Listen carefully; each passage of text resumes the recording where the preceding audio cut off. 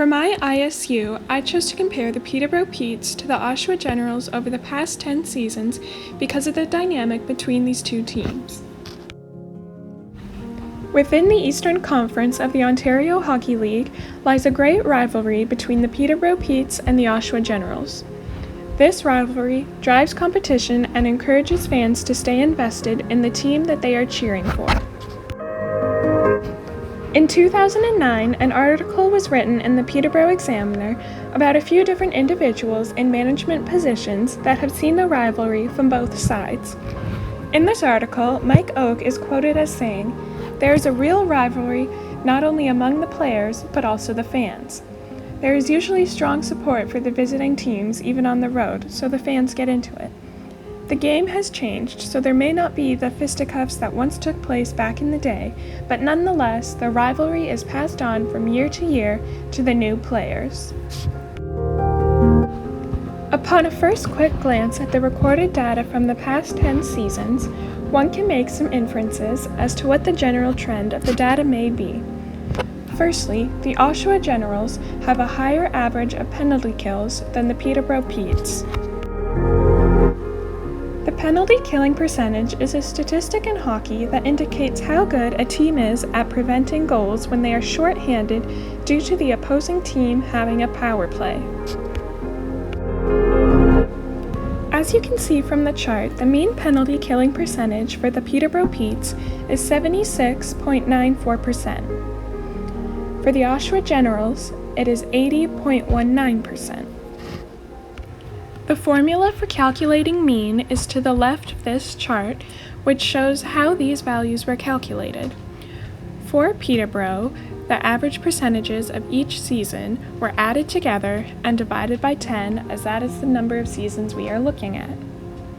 Likewise, the same was done for the Oshawa Generals, so that leaves us with a mean of 76.94% for the Peterborough Petes and 80.19% for the Oshawa Generals. This means that when the Oshawa Generals were short-handed, they prevented a mean of 80.19% of the shots taken on their net, and the Peterborough Petes prevented an average of 76.94% of the shots when they were short-handed.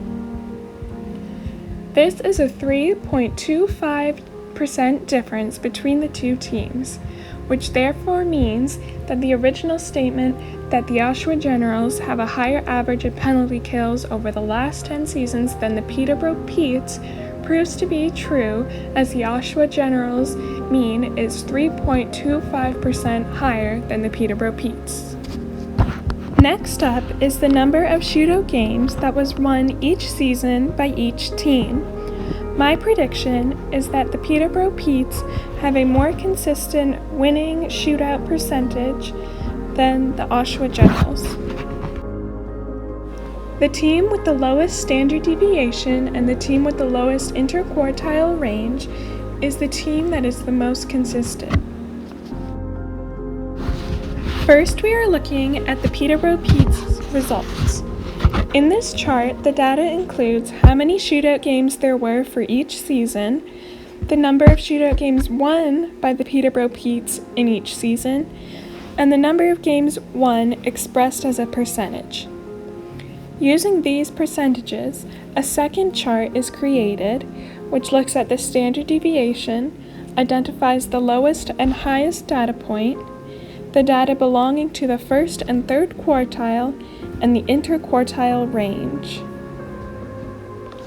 As you can see from the second chart, the Peterborough Petes have a standard deviation of 14.49621564% and an interquartile range of 17.725%.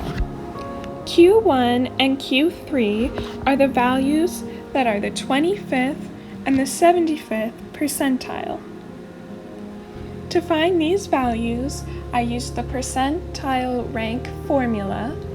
However, since I used it in a spreadsheet, it gave it a more accurate result than if I was just doing it on my own, which is why the first quartile is 29.775, and the third quartile is 47.50. This slide explains how the interquartile range and standard deviation was found. For the interquartile range, I subtracted Q1 from Q3, leaving us with 17.725%. I then wanted to see if there were any outliers which could skew this data, so I subtracted 1.5 multiplied by the IQR from Q1, and I added 1.5 multiplied by the IQR to Q3. And since there were no numbers outside of this range in our dataset, there are no outliers. Next is the formula for standard deviation, which, as you can see, is the square root of the summation of each data point, subtract the mean, squared, divided by the numbers of data in the dataset, minus 1. And this left us with 14.49621564%. Now moving on to OSHWA's winning shootout percentages, we can see that the standard deviation is 27.61197204%, with a Q1 value of 35.70%, and a Q3 value of 64.40%.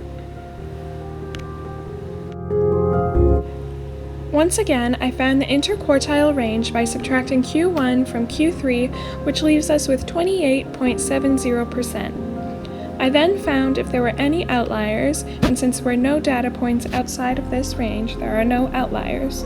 And as you can see, the standard deviation formula is right underneath and shows how I got the standard deviation. The Peterborough Petes have the lowest standard deviation and interquartile range out of these two teams, which means that they are the team that is the most consistent when it comes to winning shootout games. A way to visually represent how spread out the data is by constructing a box and whisker plot, which I have here on this slide. As you can see, OSHWA's data is more spread out, and Peterborough Petes' data is closer together, which means there is less variance, which means they are more consistent.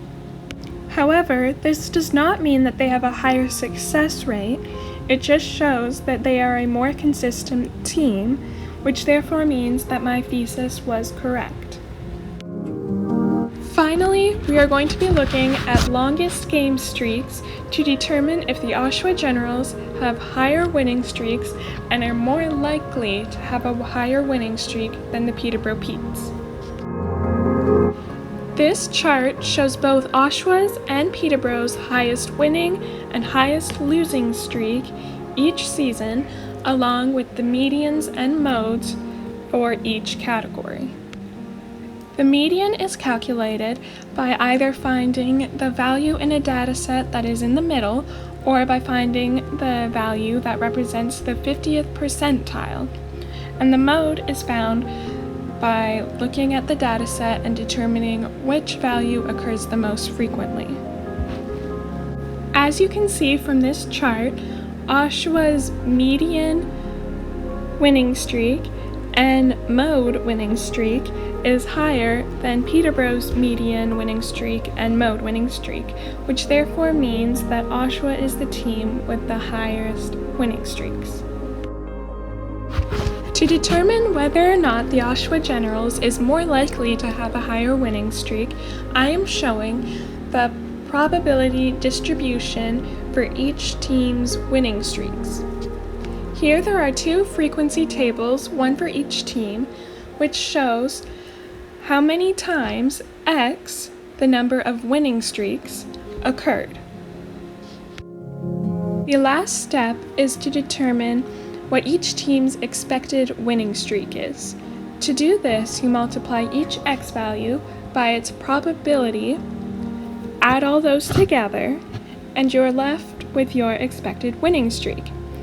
As you can see, the Peterborough Petes are expected to have a winning streak of 4.9, which rounds to 5 games, and the Oshawa Generals are expected to have a winning streak of 7.4, which rounds to 7 games.